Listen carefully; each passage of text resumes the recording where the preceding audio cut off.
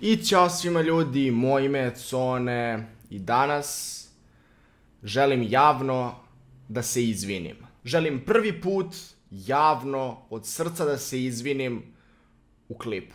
Nisam mislio da ću doći do ovoga. Nisam očekivao da neko mene može samo tako da natera da ja sednem ispred kamere i da se izvinim tom nekome pred 300.000 mojih pratilaca. Ali eto, želim javno da se izvinim Milošu.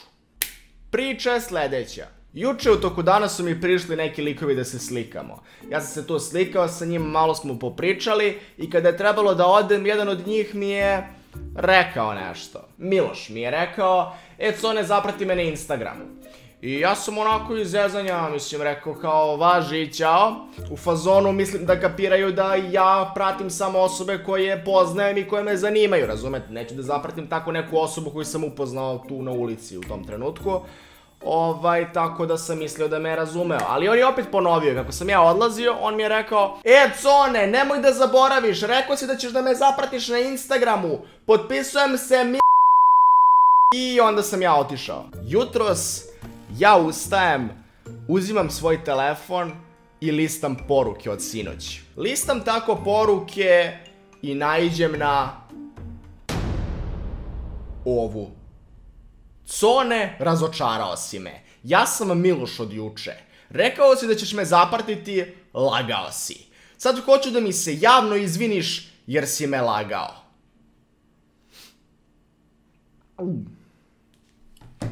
Okej, sad kad znate priču, želim još jednom, samo sekund. Želim još jednom javno da se izvinim Milošu što ga nisam zapratio na Instagramu. Nadam se da će mi jednog dana oprostiti. A od vas očekujem da u komentarima dole spamujete oprosti Conetu. I eto ljudi, to je bilo to što tiče ovog videa, ja se nadam da vam se svideo.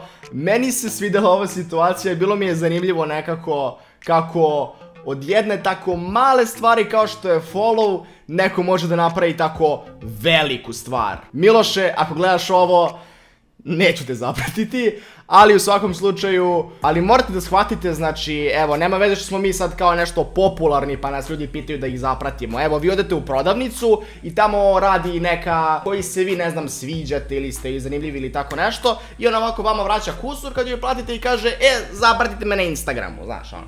I sad kao. I onda vi ovako sad držite pare, uzimate taj kusur i kao, okej, zapratit ću te.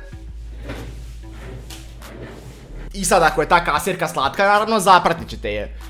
Sad ne želim da kažem da Miloš nije sladak.